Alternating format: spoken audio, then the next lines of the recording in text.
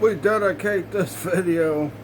We are in mourning to dedicate the video of the death of Eric Magnus Lancher, who was killed by probably the best X-Men villain ever.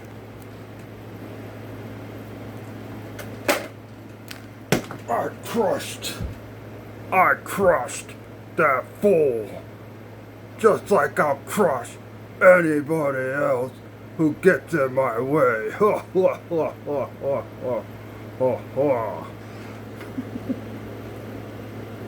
One more thing before the ruler of the world, yeah, that's me. I'm finally the ruler I was destined to be. They passed my test. They screwed my nest. I'm the ruler of the world.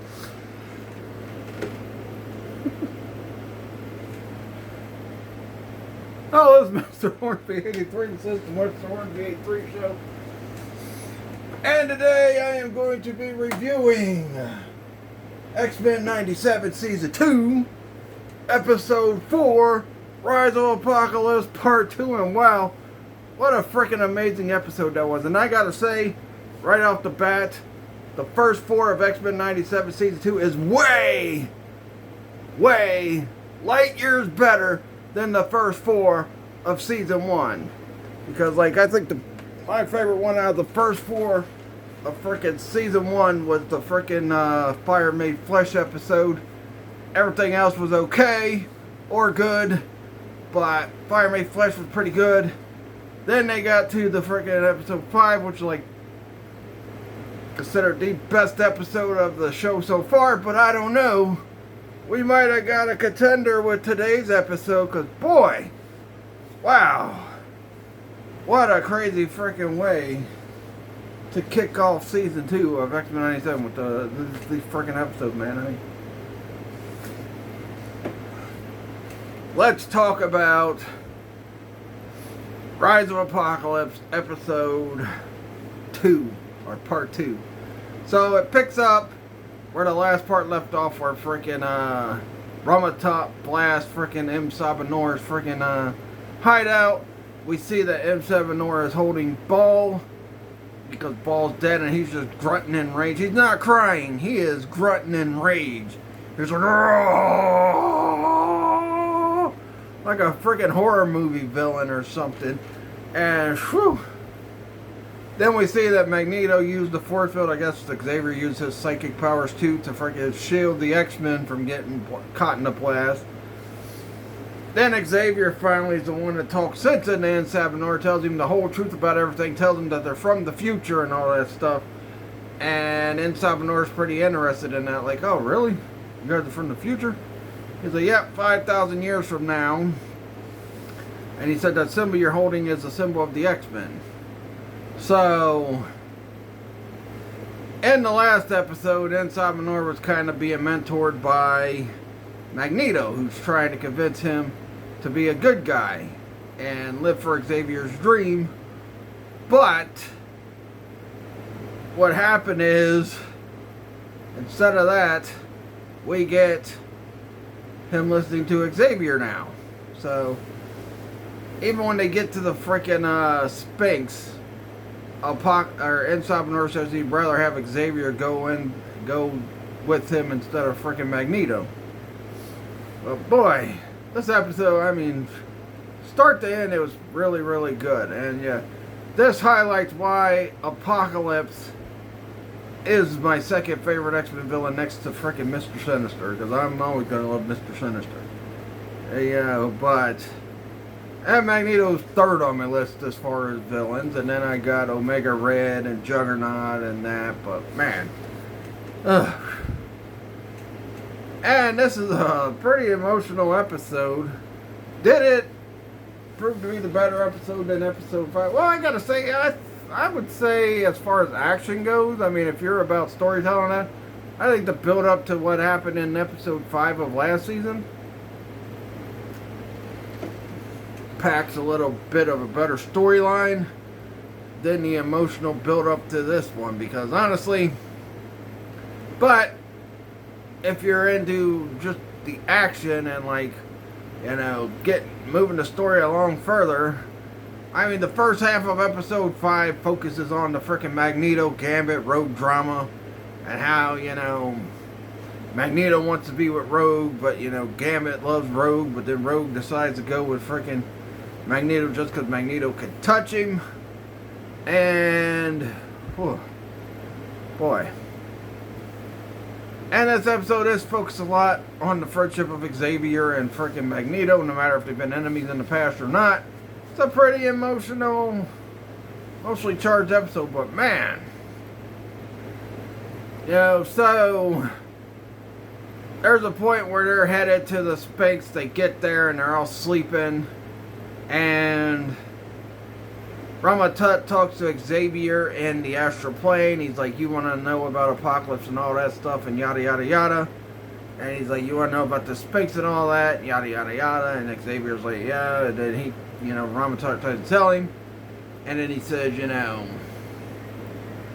I forgot how it got brought up, but he's like, you know, why would you, oh yeah, he's talking to him and he says, yeah, you come back in this time to Ensabanor's time frame to enslave his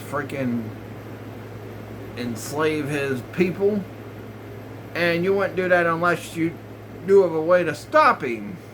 So Ramatut says, yeah, if you let me get that stuff first, then yeah, you let me get that, then yeah, you could stop him that way. But Xavier, I guess because Xavier's like, well, the evil we know compared to the evil we don't know, might have been why Xavier also made his decision. He said, yeah, and let you freaking conquer some other, you know, some other timeline or something like that. And, you know, and Ramatut's like, well, you know, he also tells him his names. He tells him he's like, what's it? Shoot, what was the name? I know he said Victor. What was the other freaking name? Shoot. Can't think of the other name. And then he says, and I've been called King as well. So, after that, you know, they go into the thing. You know, Xavier kind of seems like he's convinced Ensabanor to be good.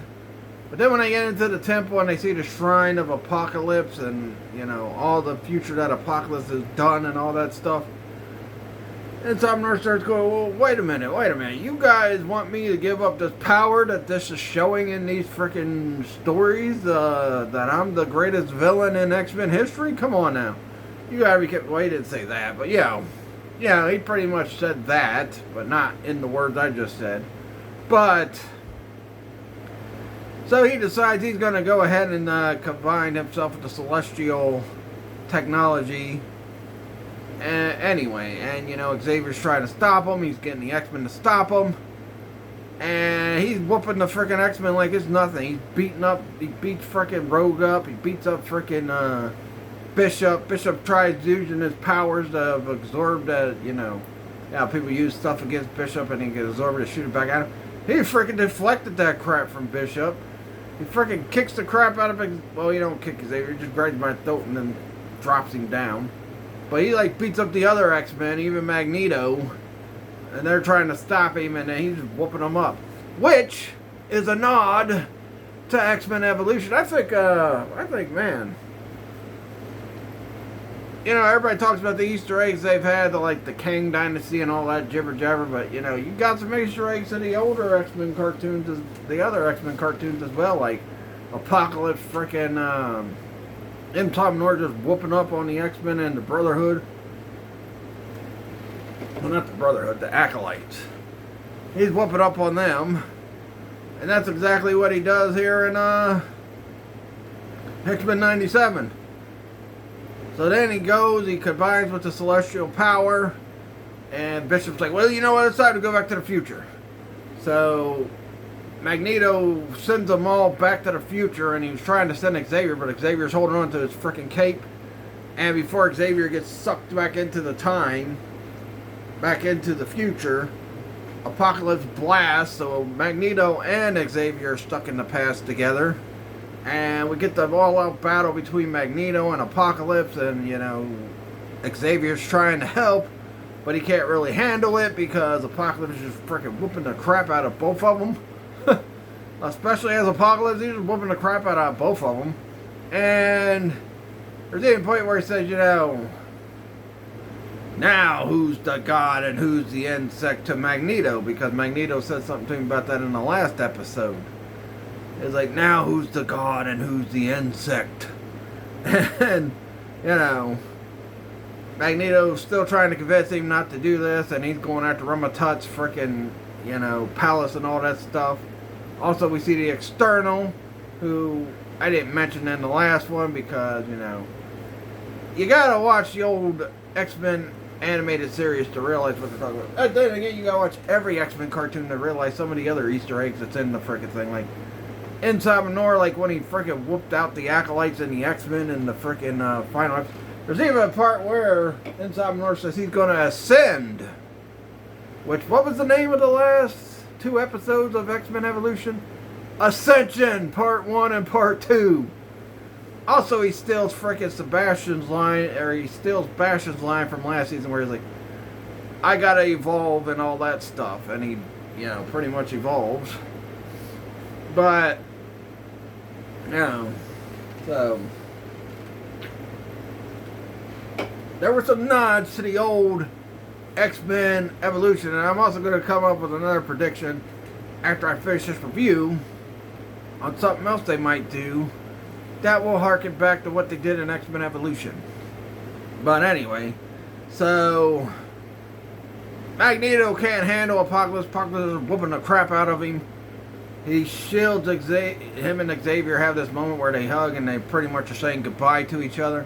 And Magneto shields him in this thing, but he says, you know, that timeline needs you because, you know, it's always needed you. He's like, I was glad to play the devil to draw the sinners to the saint. And then he ships Xavier out so Xavier will be protected so he don't get killed by Apocalypse too. Because he also saves the other X, because you know they would have got wiped out by Apocalypse. If Magneto couldn't even handle him, then you know the other X-Men wouldn't have been able to handle him. So he ships Xavier out to save Xavier's life, and he puts a bunch of metal around Apocalypse because Apocalypse is trying to attack Xavier too. And he shoots Apocalypse off into the thing, and because Apocalypse sends the ship to attack Ramatut's place. By the way, Ramatut, aka Kang, dips out. He's like, yeah, he's Apocalypse now. I'm out of here. See ya. Pretty much that's what he does. He's like, oh shit, he's Apocalypse now. I gotta get the fuck out of here. Bye bye. See ya. Even turns back into his normal Kang form in the freaking episode. He's like, peace out. See you later. You know, it's kind of like with Dragon Ball Z when they talk about how, well, Dragon Ball Super, which I talked about, you know, earlier in the week, how frickin' Frieza says, you know, there's 2 people my father told me not to mess with. That was Lord Beerus and Majin Buu. That's pretty much what Kang's like, hell, there's 2 people that I've been told not to fuck with, and that's frickin' probably, I'm gonna say Thanos and Apocalypse. I'm out of here. So then, you know, the ship is attacking the city. It's the same ship from the Obsession episode. And, like, the same ship they showed at the end of episode 1. Where they, after Apocalypse is done, went back into time. The X-Men walk in there and they talk to her and she merges with Cable's freaking metal arm and all that stuff. Which, you know, it's interesting because I did not know that freaking... But then again, the freaking thing sounded like a man. In a few episodes of X-Men the Animated Series. But it also sounded like a woman too. Like what? Last episode wasn't it a man's voice? When it says, well yeah, that's an absolute point in time or something like that. But anyway. So Magneto sends ship to a black hole. And I'm pretty sure Apocalypse will go recover it anyway, so he'll have it back by the end of this season. That's probably why he's not going to be in episode 5, which I'll talk about the freaking end credits scene in a minute. But he freaking comes out after Magneto done took care of that, and he's all messed up, and he's like, oh fudge, he's like injured real bad and all that stuff. Xavier's trying to crawl to him like, Magnus, Magnus. And then you see Apocalypse just walk up like a fucking boss and like, oh hey, Xavier. I think somebody watched the Dark Knight movie as well, because you know that line is kind of from the Dark Knight. Only difference is when Two-Face says it to freaking Commissioner Gordon, he says, "I lied to your boy like I had to lie to Rachel before she died." He's like, come on. Lie to Magneto, tell him it's gonna be alright, just like you've lied to me so many times and all that stuff. And you know, Xavier, he's like sends a telepathic message to Magneto. He's like, I'm sorry, Magnus. Well, you start. Magneto's the one that freaking always trips out and freaking goes heel when something don't go his way. I mean, look at the end of season 1. He freaking tripped out, went heel because of what Basher did to Genosha. But, you know, and then Magneto also says he's sorry too. And then Apocalypse just evaporates him. I'm like, whoa, what the heck? No way! Apocalypse has killed Magneto twice. Once in X-Men Evolution, and he brought him back as the Horseman. I don't know what Horseman he was. Probably the Horseman of War in X-Men Evolution. But he brought him back. You know, because Magneto was not a part of Season 4 of X-Men Evolution. He was in the first episode. He went to fight Apocalypse. Apocalypse wiped him out. Killed him. And then turned him into a Horseman. And that same episode is the episode where Mystique got killed by Rogue. And, you know, she got turned into a Horseman. So, Apocalypse evaporates freaking Magneto right in front of Xavier. And Xavier's so angry, which means, yes, we're going to get Onslaught. And I think this is going to be the freaking catalyst for what we're getting Onslaught. I'm like, yes, they're still going to do Onslaught. When I seen what Apocalypse did to Magneto in front of Xavier, I'm like, oh yes, we're going to do Onslaught. Now, had Xavier not seen it, I would have said, yeah, they're probably not going to do Onslaught. But Xavier watched, because he had no way of stopping Apocalypse. He could not stop Apocalypse any way it went, and he evaporated Magneto. I mean, it was like, boom. And then he walks over to Xavier. He puts his foot toward his face. And he says, you know, I think he says, crushing an insect. Only a coward feels empowered crushing an insect. So, he freaking just walks away from Xavier like, peace out, Charles. So then we see Bishop come back in the past to get Xavier. Ugh, man. What a great episode. I mean, I'd probably say it's not, I don't think it topped episode 5, but it's up there with episode 5 from last season.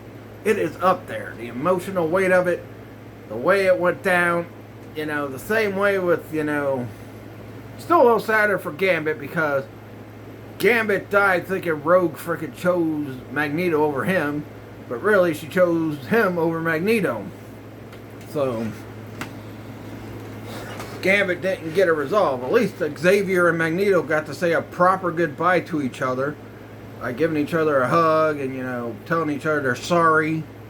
And boy, Apocalypse is a beast, man. I don't care what anybody says. He is my second favorite villain out of the X-Men villains. Him and Mr. Sinister, they are freaking awesome. And you know what? I liked Sebastian Shaw in the freaking First Class movie. Yeah, but man, boy, what a good episode. And then we get the you know, post-credits scene where it's Wolverine standing on a roof. He's in the suit he was in from the Old Soldier episode in season 5, where he's talking to, and I think that's like, I think it was like the last episode before they did the freaking Descent episode, which was all about Mr. Sinister, and then before they did Graduation Day. So I don't think no other episode was after that. No, yeah, it was the Old Soldier, then I think it was Descent, then it was freaking Graduation Day. But, oh man, this episode was freaking great, man. I mean, woo! What an amazing episode, I gotta say. Very amazing. But Wolverine's on the roof. He's waiting for someone. Captain America shows up. We also see Black Widow show up, and, you know, Captain America gives him the file for Weapon X, and, you know, he's like, well, I can't help you go after these guys, and that Wolverine's like, well, don't worry, I got my own team, which is probably the team we seen in the trailer, where it's Wolverine, Morph, Deathstrike, and Sabretooth. Now, they might add Maverick and maybe Silver Fox as well. Maybe Deadpool, who knows? But,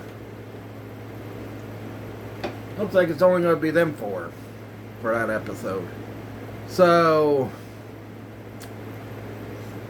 you know, he's like, you could say I'm getting the old band back together. So, that's how that is. Man, I'll tell you what. The two best episodes of this show so far, and we're only 2 seasons in because we got a season 3 we know is coming and a season 4 that's coming. But 2 best episodes so far is episode 5 from season 1, and then freaking this episode from season 2. I mean, boy, was it a good show. I mean, whew. Man. Apocalypse is a force to be reckoned with. And the 2 Apocalypse figures, they're my son's Apocalypse figures. It's the Age of Apocalypse one, and it's that Build-A-Figure one.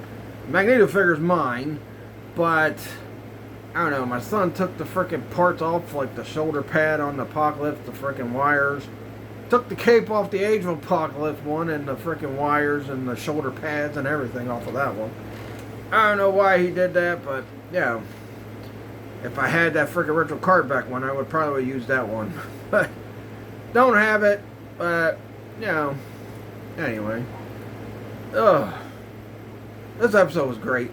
I hope the rest of the season is this good because, you know, like I said, the first 4 episodes were okay to good to me. Like, even though I didn't care for the freaking Motendo one, I still thought they were good episodes, but man, these first 4 have smashed the first 4 of last season, honestly. Hopefully that's the case for the rest of the season. Like, you know, remember the original X-Men animated series? I thought season 2 was the best season. I thought the worst seasons were 3 and 5. And then like 1, 2, 4. Those are all good, but 3 and 5 I did not care for those seasons. But overall, I'm going to give this episode a 5 out of 5. Oh boy. It was a really, really, really good episode. And I'll tell you what. I can't wait to see episode 5 next week. It's going to be great. I'm a big Wolverine fan, so we get a Wolverine focused episode. The first Wolverine focused episode in this cartoon, like, I think season 1 they had their first Wolverine focused episode and the Cold Vengeance with him and Sabretooth. But yeah, so. But you know what? But wait! There's more! Because I did also promise that I was going to talk about all the clues, especially now that we got the first 4 episodes of X-Men97 Season 2 out of the way. All the clues that Season 1 put in for X-Men, for Apocalypse to be the main villain in X-Men97 Season 2. I'm not just talking about the opening credit and all that stuff. These are actual kind of clues. One might be a little bit of a stretch. People might say, oh, they were just going to reveal the main villain for this season. But, you know, one might be a little bit of a stretch, but the rest, yeah, I think are pretty good at clues. So first off, I think episode 1, I don't think really gave any clues to Apocalypse returning. So I'm not going to count that one, but like from episode 2 on, there was clues that Apocalypse was coming. If you paid attention good enough to realize the clues. So, first clue I'm going to say, of course, it's at the, well, first off, the first clue, of course, is the obvious one. Cable being born in that second episode. But there was another clue. And that is the Magneto and Rogue love story, which came from the Age of Apocalypse. Because it wasn't in the regular comics, and it wasn't in the original cartoon. And we never seen any other like rogue Magneto love storyline and anything else except for that Age of Apocalypse. So that was one clue. Well, two, because you got Cable and Apocalypse, or Cable being born, and the freaking Rogue and Magneto love story, which played out through most of season 1. Alright. The next clues are in episode 4, Motendo and Life Death, part 1. And the first clue is that in the game that's in the cartridge, it is X-Men Mutant Apocalypse. It's not called X-Men Mutant Apocalypse in the game, but it's X-Men Mutant Apocalypse. Even though Magneto ended up turning out to be the main villain in that freaking one. But the game, you thought when you first got the game that the main villain was going to be Apocalypse, because it's called X-Men Mutant Apocalypse. So that's the third clue, that Apocalypse was coming. Now the fourth clue, and people might think this is a stretch, but the fourth clue was when they showed a picture of Forge, Bastion, and Adler.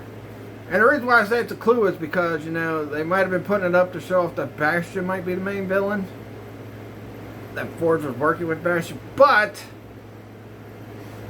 also they probably put it up to say, oh, remember this guy that Apocalypse killed? Because remember, Apocalypse killed Adler in the original X-Men the Animated Series, because Mystique tells Cable about it. She also tells Pyro and Avalanche about it. That, yeah. Oh, Adler was real enough until he met Apocalypse. And then she straight out just tells Cable, like, oh yeah. Apocalypse killed him. He's dead. I've been posing as him for a while. So I think that was the next clue. Alright. The fifth clue, of course. Because this is when this intro started. The intro of Cable fighting Apocalypse in episode 5. From the episode Beyond Good and Evil Part 1. That was a clue that Apocalypse was coming. Not only that, when Cable freaking runs up, yeah, he was trying to stop Genosha, but he also says, he's coming. And I'm like, wait a minute, what? Who's coming?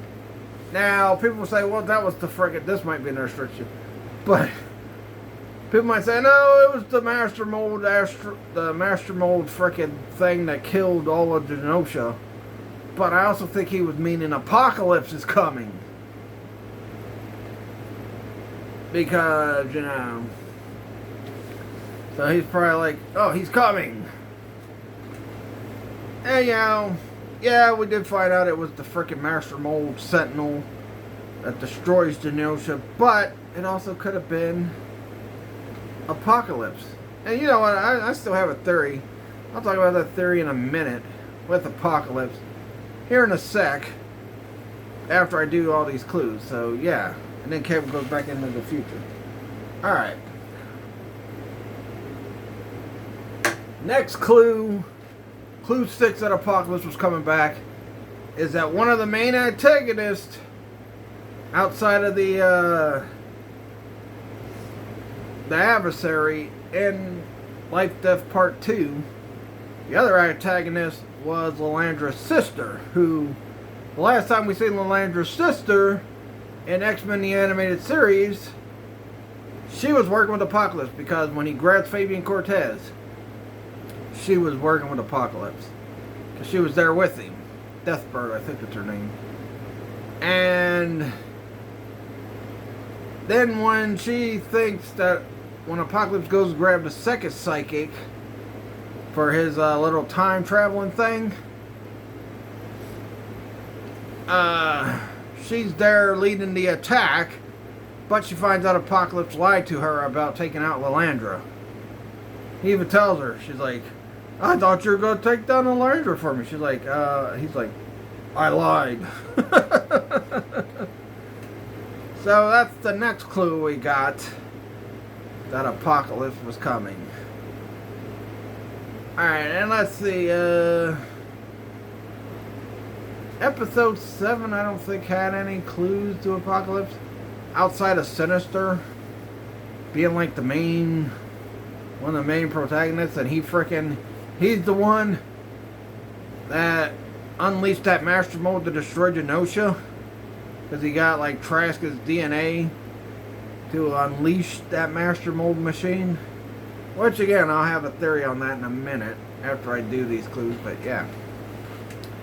So really the only real clue is Apocalypse frickin', Sinister being one of the main villains of the, the first season. Because episode 3 is one of the main villains, and then like, not only that, episode 3 also, kind of gave a hint, which I didn't even talk about episode 3, just episode 4. But yeah, Sinister's trying to make Cable invulnerable. So why would he be trying to make Nathan invulnerable if he knew Apocalypse was wiped out? So that was the clue from episode 3, as he's trying to make Cable invulnerable, and then Cable has to go to the future. Alright, now let's see, I don't think there was any other clues after that outside of the frickin' end credit at the end of 10, and when Magneto and them wake up and they see that they're in the 3000 BC. So yeah, those were the clues. Episode 1 there wasn't really a clue. Episode 2 there was 2 clues, because you had the rogue Magneto love story, and you had Nathan being born. Episode 3 you had Sinister trying to make Cable invulnerable. Episode 4 you got the picture of Bastion, Adler, and frickin' Forge. And in the Motendo game, it's the X-Men Mutant Apocalypse game. Episode 5 was Cable saying he's coming. And people, like I said, people will be like, oh, that's a stretch because he's talking about that master mold sentinel. But I think it was also a hint to Apocalypse. Episode 6 was that Deathbird was like one of the main antagonists in that episode, outside of the adversary. Episode 7, nothing. Episode 8, nothing. Episode 9, nothing. And then 10, we got the cliffhanger endings. The end of the episode and then the post-credit scene. So, those were the clues that Apocalypse was going to be the top villain in X-Men97 Season 2. Now, I still think that it was Apocalypse who frickin' sent Sinister to work with Bastion. Because Apocalypse knows about everything in the future. He knows all. I mean, in the first episode introducing, he's like, I know more about this world than you could ever imagine. That's why I must destroy it. So Apocalypse must have known what was going to happen in Genosha. And he probably instrumented it. Not directly, but like indirectly, because, Bastion's got that technopathia. Is what they were calling it, technopathia. Which I think that's what Forge's power is too. I don't know. So maybe Apocalypse pretended he was Master Mold or something, and he freaking put it in Bastion's head to attack Genosha. So that sounds like something Apocalypse would do. That sounds like something Apocalypse would do. I mean, come on now. This guy created a plague to wipe out mutants and humans. So I wouldn't be surprised if he was behind getting Bastion to attack Genosha. Because you gotta remember too, he was around in season 1. He wasn't seen, but this show is a sequel to the original animated series, and we saw in the episode Fifth Horseman that Apocalypse was back because he took over Fabian Cortez's body. He even had a cape in the end credit scene of season 1. So I think, yeah, I think Apocalypse put it in his head to go after Genosha. Would not be surprised if they did that. Maybe they'll reveal it, maybe they won't, who knows. Maybe I'm wrong. But that's why it's a theory. It's not, I'm not saying it's a fact or any of that. I'm saying it's a theory that I have. That Apocalypse, set that in motion. Now, to my next theory, I don't think we've seen the end of Magneto. I think Magneto will rise again, because I think what's going to happen is, just like in X-Men Evolution, after he killed Magneto, he's going to make Magneto one of his horsemen. And you know which horseman that's going to be? I'm going to say it's going to be the Horseman of War, because Magneto's always talking about war between mutants and humans, and Apocalypse's other Horseman war was just killed in episode 2 of season 2 of X-Men97. So I bet Apocalypse is going to resurrect Magneto and make him his horseman. So Magneto's going to be a horseman with the Apocalypse, so is Gambit, and they're going to take it from X-Men Evolution, like they did in Evolution, because he killed Magneto in the first episode of season 4 of X-Men Evolution. He killed Xavier and freaking Storm too, and brought them back as horsemen. So I think Apocalypse, and it's going to taunt Xavier, because Xavier's not going to want to fight Magneto, because he finally turned Magneto good, and he cares so much about Magneto because they've been friends for so long, and that's what's going to happen. I think Magneto's going to be the new Horseman of War for Apocalypse, because War got killed in episode 2 of season 2. So freaking Archangel killed him. But that means they'll probably have to kill Magneto again, because Rogue's power won't affect Magneto. And plus I think Rogue's power is going to freaking take the evil out of Gambit when Gambit shows up as the Horseman of Death. So we'll have to wait and see. There is 9 episodes left, because originally this was going to be a 9 episode season, but I guess they decided to add 10. So there's going to be 10 episodes again, and I think in episode 10 we'll find, we'll see how it all plays out. Episode 5 through 10, we'll find out what all happens. Maybe Magneto won't come back. Maybe they'll keep Magneto dead, like he won't get resurrected as a horseman, because if they are doing Onslaught, the thing that's going to anger him the most, especially with the fact that Moira died last season, which was a woman he once loved, and she was a close friend of his and a close ally, and then with the Genosha stuff, and then the pressure he's going to be under when the X-Men find out about Danger, I think that's going to cause, especially with Magneto's death, that's going to cause Xavier just to flip out and freaking go into Onslaught. And he's going to use the projection of Magneto that's going to be in his head. He's going to use projection that he's going to be freaking, he's going to turn into Onslaught at the end of the season, I think. So that's my thoughts. That's my theories. I love this episode. I'm going to watch it again here shortly.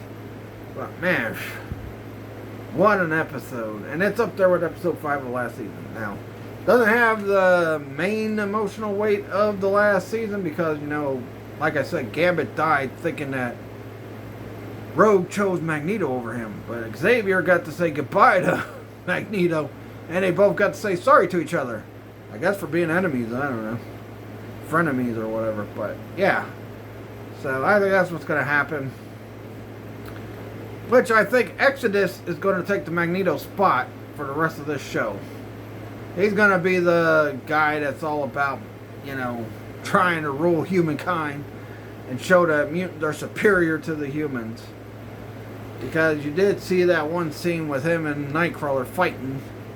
So, yeah, Exodus is probably going to take Magneto's place. Plus that, he was a part of Genosha too. So, he was in Genosha when that was attacked. So, we'll see. But, man, let me know your thoughts and theories. Let me know what you thought of this episode.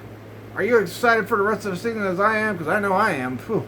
These first 4 definitely are way better than the first 4 in last season. You know, so it's going to be great. So, but anyway, that'll do it. Please like this video, leave a comment, subscribe for more. Follow my Facebook fan page, Mr. Horny Radio 3 Show. Follow my Facebook business page, Trigen Toys. And Apocalypse has something to say. I will destroy you all. Ha, ha, ha, ha. I can't do his robotic voice from the cartoon, which I like his voice from the cartoon. But that's it. Oh crap, it's still going.